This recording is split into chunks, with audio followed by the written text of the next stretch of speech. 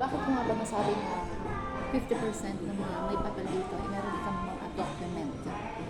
Kasi una, higit sa lahat, naka-empadron po kami dito sa Barcelona. Ibig sabihin, naka-register kami sa munisipyo ng Barcelona. So, hindi kami TNT, hindi kami tago na tago.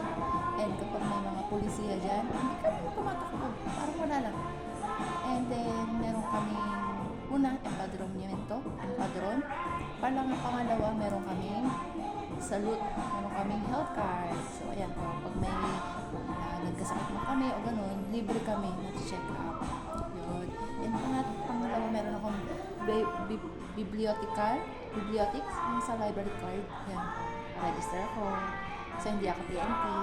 And higit sa lahat, alam ng embahada natin kung nasaan ako.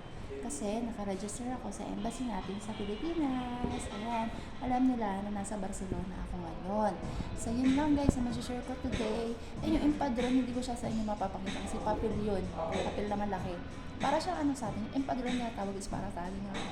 Hindi ko alam kung sedula ba. So, correct me if I'm wrong. Yun, parang kung alam nila kung saan ka nakaregister, kung saan ka nakatira, alam nila address mo. Yun yung empadron po. Adios, yun lang muna for today. So kung may tanong kayo tungkol sa Spain, message lang kayo or comment below para masagot natin yung tanong. Bye-bye!